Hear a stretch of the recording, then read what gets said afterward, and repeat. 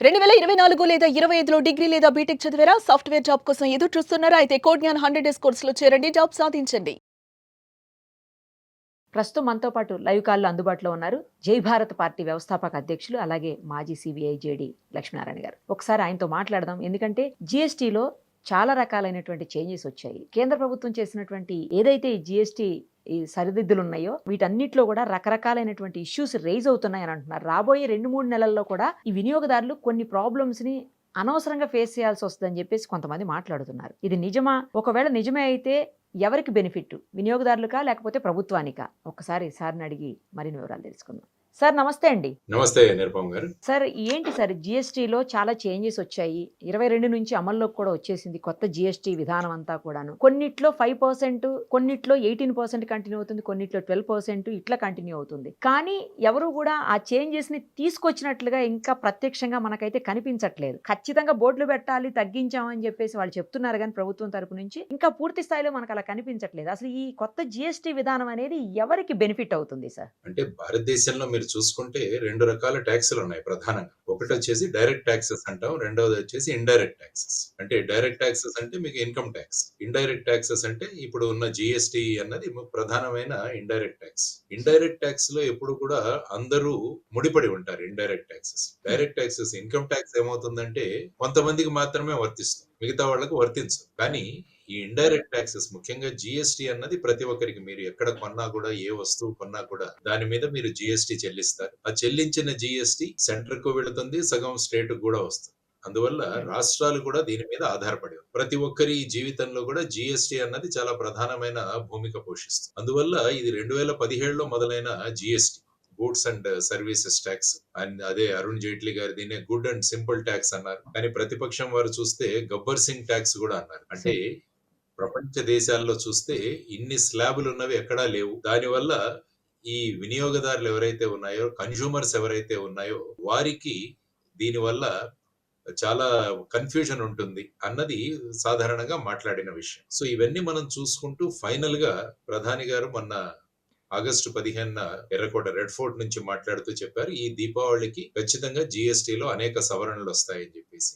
దాని ద్వారా వారు ప్రకటించారు. తర్వాత జిఎస్టీ కౌన్సిల్ మీట్ అయ్యారు. ఆ తర్వాత ఫైనాన్స్ మినిస్టర్ నిర్మలా సీతారామన్ గారు ప్రకటించడం జరిగింది. ఇప్పుడు 4 స్లాబుల్ని 2 స్లాబులుగానే మార్చడం జరిగింది. అంటే 5% తర్వాత 18 ఈ 2 స్లాబ్. తర్వాత ఇంకొక స్లాబ్ ఒకటి ఉంది 40%. అది సిన్ గూడ్స్ అంటాం. అంటే ఈ రకరకాల సిగరెట్లు ఇలాంటివి, తర్వాత ఈ కార్బొనేటెడ్ డ్రింక్స్, ఈ పొగాకు ఉపయోగించే ఉత్పత్తులు, వీటన్నిటి తర్వాత luxury cars, luxury motor cycles, వీటన్నిటి మీద 40% విధించడం జరుగుతుంది. ఇది వాళ్ళు తెచ్చిన ప్రధానమైన మార్పు. సో మీరు చూస్తే 22వ తారీఖున సెప్టెంబర్న చాలా పేపర్లో పెద్ద పెద్ద అడ్వర్టైజ్మెంట్స్ కూడా వచ్చాయి. వాటిలో ఈ విధంగా జిఎస్టీ తగ్గుతోంది. చాలా మంది ఫైనల్ గా ఇది కన్స్యూమర్ కే మేము ఇస్తాము అన్న ప్రకటన కూడా చేయడం జరిగింది. సో ఈ విధమైన పరిస్థితులలో మీరు అంటున్నారు ఇప్పుడు కొన్ని వినియోగదారులు వాళ్ళకు, ఎందుకంటే ఈ రోజు మార్నింగ్ నేను పేపర్ లో చూస్తే వెహికల్స్ అంటే మన కార్లు వీటి మీద కూడా సుమారుగా 60,000 నుంచి 75,000 తగ్గింది.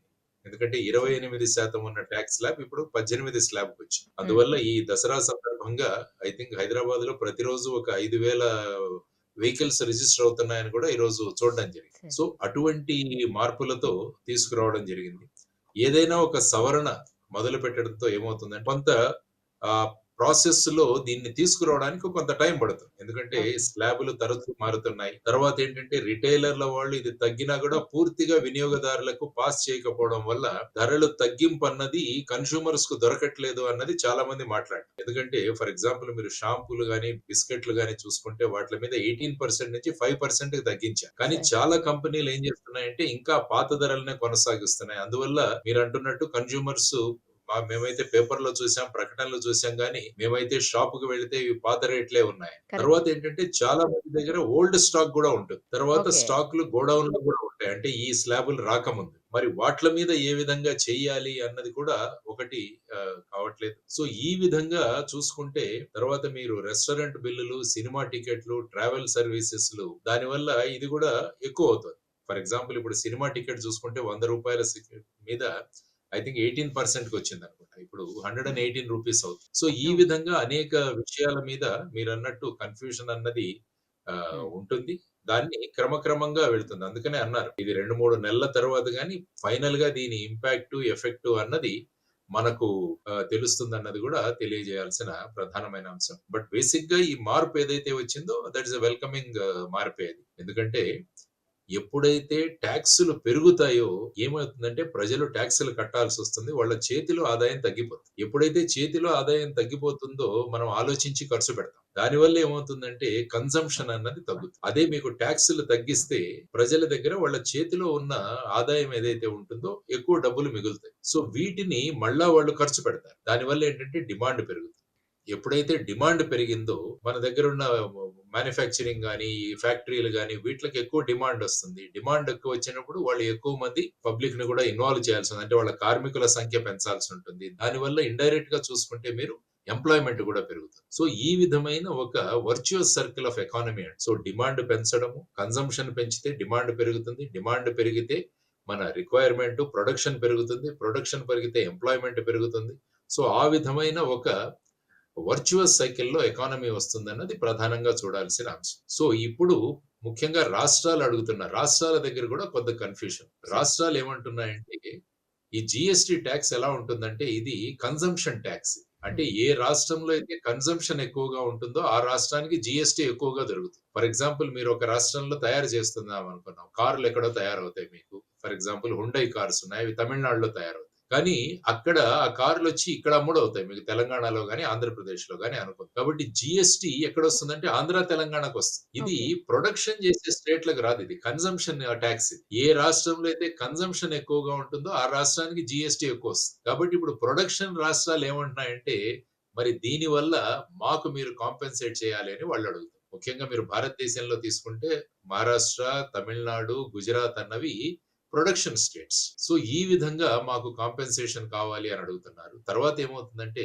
ఈ టాక్స్ తగ్గిపోవడం వల్ల కన్స్యూమర్స్‌కి అది ఫాయిదా అవుతుంది. అంటే వాళ్లకు అనుకూలంగా ఉంటుంది గానీ రాష్ట్రాలకు వచ్చే జీఎస్టీ తగ్గిపోతుంది. ఎస్‌జీఎస్టీ స్టేట్ జీఎస్టీ తగ్గిపోతుంది. దానివల్ల రాష్ట్రాలు ఏమడుగుతున్నాయంటే మా ఆదాయం తగ్గిపోతుంది కాబట్టి మరి మేము ప్రతి రాష్ట్రము ఇన్ని వెల్‌ఫేర్ స్కీమ్స్ మేము అనౌన్స్ చేసుకోవచ్చు. సంక్షేమ పథకాలు. మరి వీట్లకు డబ్బులు ఎక్కడి నుంచి వస్తాయని రాష్ట్రాలు గొడవ పెడుతున్నాయి. కాబట్టి ముఖ్యంగా కన్స్యూమర్స్ కన్నా కూడా రాష్ట్రాలకు ఎక్కువగా ఇందులో డౌట్లున్నాయి. మా ఆర్థిక పరిస్థితి ఏ విధంగా మీరు సరిదిద్దుతారు అన్నది వాళ్ళు ప్రధానంగా చేస్తున్న ఒక రిక్వెస్ట్. సో ఆ విధంగా మనం ప్రస్తుతం వచ్చిన ఈ మార్పులు ఏవైతే ఉన్నాయో వాటి గురించి ఆలోచించాలి. It's a welcoming step. ఎప్పుడైనా ప్రజల మీద భారం తగ్గితే ప్రజలకెప్పుడు కూడా ఆనందంగా ఉంటుంది. ఎందుకంటే టాక్స్‌లు తక్కువగా ఏ రాష్ట్రంలో ఉంటాయో, ఆర్ ఏ దేశంలో ఉంటాయో ఆ దేశాలలో ఉన్న ప్రజలు ఏమవుతుందంటే వాళ్ళకు ఆదాయాన్ని వాళ్ళు మళ్ళా వినియోగంలోకి పెడతారు. లేకుంటే నేను టాక్స్‌లే పెంచుకుంటూ పోతుంటే ఏమవుతుందండి? ఆ రాష్ట్రాలు, ఆ దేశాల్లో వినియోగం ఎక్కువగా ఉండదు. దానివల్ల అక్కడ ప్రొడక్షన్ కూడా తగ్గిపోతుంది. ఎంప్లాయ్‌మెంట్ కూడా తగ్గుతుంది. సో ఈ అన్ని యాంగిల్స్‌లో చూసుకుంటే జీఎస్టీ రిడక్షన్ అన్నది we can take it as a very positive step. కానీ సార్ ఒక వెర్షన్ వినపడుతుంది. ఏంటంటే ఒక 3, 4 నెలలు బానే ఉంటుంది. ఆ తర్వాత మాత్రం ఖచ్చితంగా కన్స్యూమర్స్ మీద ఎఫెక్ట్ పడుతుంది. అంటే ప్రభుత్వం నుంచి కాదు. ఎవరైతే అమ్మేవాళ్ళుంటారో ఈ షాప్స్ వాళ్ళు కావచ్చు, లేకపోతే వేరే వాళ్ళు ఏవైతే మనం కొనుక్కుంటామో ఎవరెవరి దగ్గర నుంచో, వాళ్ళందరూ గూడా ఎఫెక్ట్ చూపిస్తారు కన్స్యూమర్స్ మీద అని అంటున్నారు సార్. అది నిజమా? అంటే సాధారణంగా ఏమవుతుందంటే మనకు చాలా చోట్ల బిల్లులు ఇవ్వరు. బిల్లులు ఓకే. ఇవ్వకపోవడం వల్ల ఏమవుతుందంటే చిన్న షాపులు, రిటైల్ షాపులు వీళ్ళు సరియైన జీఎస్టీ ఇన్వాయిస్ ఇవ్వకపోవడం వల్ల అది కూడా ఒక కన్‌ఫ్యూజన్ క్రియేట్ అవుతుందన్నమాట. చాలా మంది అంటున్నదేంటంటే జీఎస్టీలో చిన్న చిన్న వ్యాపారులు ఎవరైతే ఉన్నారో వారందరికీ కూడా చాలా కష్టాలు వాళ్ళు ఎదుర్కొంటున్నారు. ఎందుకంటే జీఎస్టీ అన్నది ఒక కాంప్లికేటెడ్ సిస్టమ్. ఇప్పుడు నేను ఎన్ని సంవత్సరాలు చదువుతున్నాను గానీ ఇంకా జీఎస్టీ సరిగా నాకు అర్థం అవ్వలేదు ఇంకా కూడా. అంటే ఇన్‌పుట్ క్రెడిట్, ఇన్‌పుట్ ఓకే. సబ్సిడీలు. అంటే ఒకరెవరైనా ఒక వస్తువు తయారు చేస్తున్నప్పుడు కొన్ని వస్తువులు వాళ్ళు కొనుక్కుంటారు. అంటే ఇన్‌పుట్‌గా అంటే రా మెటీరియల్‌గా. ఆ రా మెటీరియల్ మీద వాళ్ళు జీఎస్టీ కట్టి ఉంటారు. తర్వాత తయారైన ప్రొడక్ట్ మీద వాళ్ళు అప్పుడు ఇన్‌పుట్ క్రెడిట్ అని వాళ్ళు ఇంతకుముందు కట్టిన జీఎస్టీని తీసేసి మిగతాది మాత్రం కడితే చాలు అన్నది ఇన్‌పుట్ ఓకే. క్రెడిట్ అదొక సిస్టమ్. సో ఈ విధంగా సరే. కొద్దిగా కాంప్లికేటెడ్ సిస్టమ్ యాక్చువల్‌గా జీఎస్టీ. అందువల్ల ఎవరైనా జీఎస్టీ పరిధిలోకి రావాలంటే వ్యాపారులు వీరందరూ కూడా ఒక చార్టర్డ్ అకౌంటెంట్‌ని ఇన్వాల్వ్ చేయాలి ఖచ్చితంగా. ఇప్పుడు ఓకే. ప్రధానంగా కోరుకుంటున్నదేంటంటే ఇది సులభం ఎలా చేయొచ్చు? సుసూత్రీకరణ ఎలా చేయొచ్చు? సులభతరం ఎలా చేయొచ్చు? దానితో అందరూ కూడా జీఎస్టీ పరిధిలోకి వస్తారు. అంటే ముఖ్యంగా వ్యాపారం. చాలా మంది ఏమవుతుందంటే ఇప్పుడు జీఎస్టీ ఇంత కాంప్లికేటెడ్ ఉందని దాని నుంచి తప్పించుకునే ప్రయత్నాలు చేసేవాళ్ళు ఉంటారు. కాబట్టి ఈ నంబర్‌ని పెంచాలి. దానికని సింప్లిఫికేషన్ చేయాలి. ప్రొసీజరల్ సింప్లిఫికేషన్ గనక మనం చేయగలిగితే ఏమవుతుందంటే చాలా మంది స్వచ్ఛందంగా జీఎస్టీ వాళ్ళు వాళ్ళు తీసుకొని ఆ విధంగా వాళ్ళు ఈ సిస్టమ్‌లోకి వస్తారు. అది కూడా ఒక కాంప్లికేటెడ్ సిస్టమ్ కాబట్టి అది కూడా ప్రభుత్వం ఆలోచించాలి అన్నది. ఆ తర్వాత ముఖ్యంగా ఇందులో ప్రధానంగా కోరుకుంటున్నది ఏంటంటే పెట్రోల్, డీజిల్‌ని కూడా జీఎస్టీలోకి తీసుకురావాలన్నది చాలా మంది యొక్క డిమాండ్. ఎందుకంటే పెట్రోల్, డీజిల్‌ని జీఎస్టీలోకి తీసుకొస్తే చాలా తక్కువ రేట్‌లో మనకు దొరుకుతాయి అన్నది కోరుకుంటున్న అంశం. కానీ మీరు చూసుకుంటే ప్రధానంగా కేంద్ర ప్రభుత్వానికి వచ్చే ఆదాయంలో ఈ పెట్రోల్, డీజిల్ వల్ల తర్వాత వచ్చేసి దాని మీద సెస్ వల్ల కూడా చాలా ఆదాయం ఉంటుంది మీకు. యాక్చువల్‌గా మీరు పెట్రోల్ బిల్ తీసుకుంటే అందులో ఒకసారి బిల్ గమనిస్తే మీరు అందులో బేసిక్ కన్నా దాని మీద టాక్స్, వ్యాట్ దాని తర్వాత సెస్ ఇవి ఉంటాయి. రాష్ట్రాలు మెయిన్‌గా అంటున్నది ఏంటంటే సెస్ మీద వచ్చే ఆదాయం రాష్ట్రాలకు రాదు. అది కేవలం కేంద్రానికే వెళుతుంది. అందువల్ల కేంద్రం మనకొచ్చే ఇన్‌కమ్‌ని మాకు పాస్ చేయకుండా ఉండడానికి దీన్ని సెస్సులు విధిస్తున్నారు అని వాడారు. సో, ఇలా చూసుకుంటే రకరకాల ఇష్యూస్ ఉన్నాయి. సో, క్రమక్రమంగా స్లోగా ఆ ఇష్యూస్‌ను పరిశీలించే ఇది ఉంటుంది. ఏ మార్పు తెచ్చినా కొద్దిగా ఇనీషియల్ ఫేజ్‌లో అడ్జస్ట్ అవ్వడానికి కొంత టైం పడుతుంది. కొంత క్లారిటీ అన్నది లోపిస్తుంది. అంటే చాలా మంది వ్యాపారులు మా దగ్గర ఆల్రెడీ ఉన్న సరుకుంది. తర్వాత వచ్చేసి మేము ఆల్రెడీ ఇంత డబ్బులు పెట్టి తెచ్చుకున్నాం. మరి మేము నష్టపోతున్నాం కదా! మరి దాన్ని కాంపెన్సేట్ ఎవరు చేస్తారన్నది కూడా వాళ్ళు రైజ్ చేస్తున్న ఒక ఇష్యూ. దానివల్ల ఏంటంటే మళ్ళా పాత రేట్లకే అమ్మేసుకుందాం ఇదంతా పాత సరుకు కదా అని కూడా వాళ్ళు అదొకటి. సో, దీని మీద ఒక క్లారిటీ వచ్చి వాళ్ళకొచ్చే నష్టాన్ని ఏ విధంగా మీరు దాన్ని కాంపెన్సేట్ చేస్తున్నారన్నది కూడా క్లారిటీ ఒకటి రావాలి. ఐ థింక్ మీరు అంటున్న విషయాలు ఈ విధమైన కొన్ని సందిగ్ధమైన పరిస్థితులు ఎదుర్కొంటున్నారని నేను అనుకుంటున్నాను. Perfect sir. చాలా కరెక్ట్‌గా వివరించారు. ఏం జరుగుతుంది, ఏం జరగబోతుందనేది కూడా జీఎస్టీ విషయంలో. Thank you sir. Thank you so much. నమస్తే. నమస్తే. సుమన్ టీవీలో మీ పర్సనల్ అండ్ బిజినెస్ ప్రమోషన్స్ కోసం కింది నెంబర్కి కాంటాక్ట్ చేయండి.